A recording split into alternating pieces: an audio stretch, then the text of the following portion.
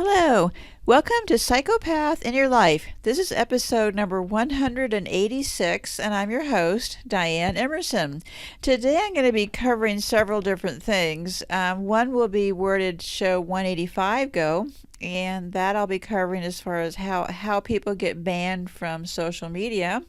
We can use this as a learning experience here. The other thing I'll be talking about is food and fear, how food will play into a lot of our fears here, and also just some general things as far as the psyops things that are going on in the world here. First, let's talk about food and fear. I recommend that just take a look around for yourself. But they've been doing some studies, and I don't know if they're accurate or not. But they do say that the majority of people are food insecure in their homes.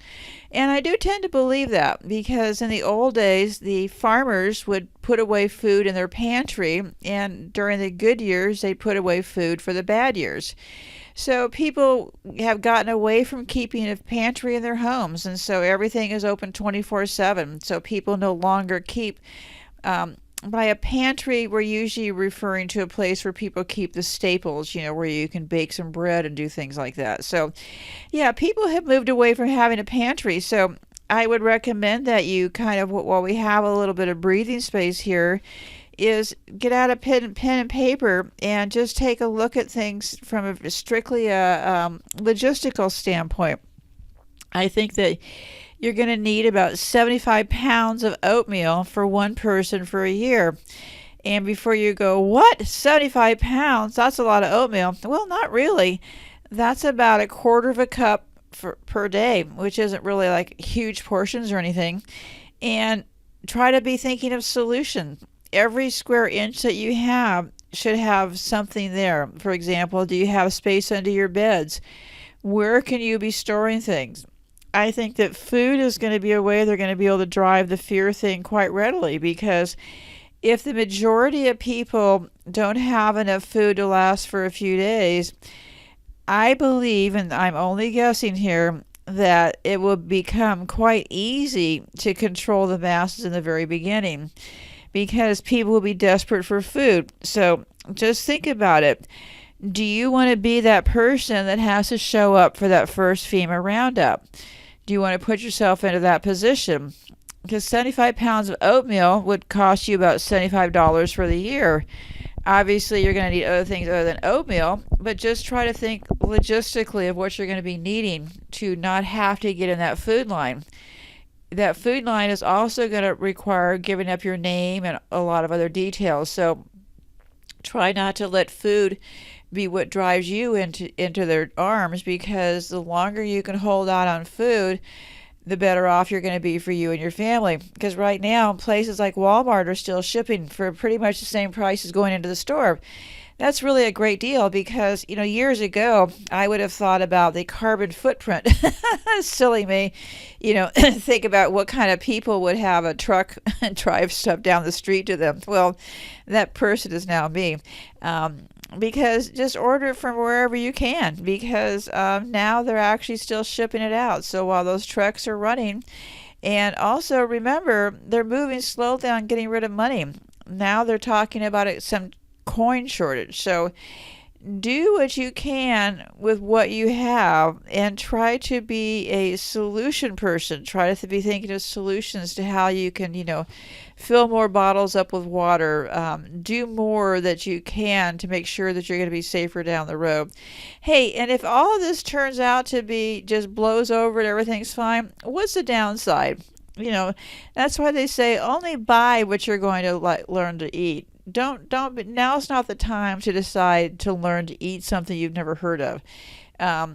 Get a can of something, try it, make sure you're going to eat it, because there's no reason to stock up if it's the foods you're not going to want to have. So anyhow, so back to the why did that show get taken down? Well, I would really recommend you take a look at that show, because it's on audio at psychopathinyourlife.com, and you can just play it right there, or you can go to any of the audio platforms. The show is about crisis actors. All of these psyops that we're living in these days all require actors.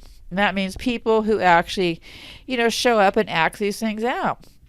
And it's a pretty interesting thing because it fits into how we got here where we are right now. And I find that if we don't figure out how we got here, it's going to keep repeating itself because there was a way that we got so surrounded by all these psychopaths, and it didn't just happen overnight. It's been going on for a very long time. So anyhow, so I would really recommend you get the food under control. I would also recommend that you start to think about what are your plans going to be. Do you have a meetup plan with people?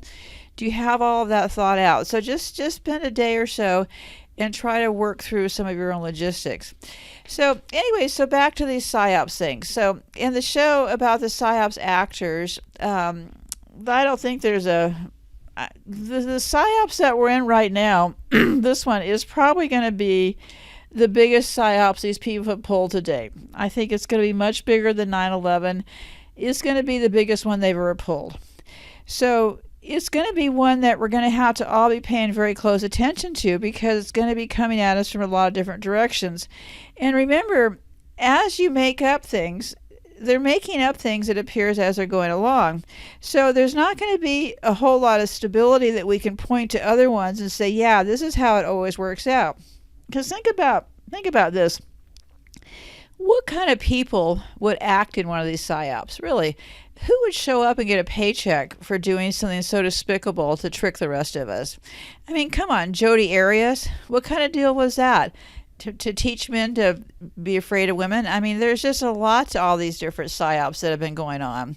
And the other thing is, who writes them? Who's the sicko that actually sits down and writes these things up? So anyway, so I'm going to be back.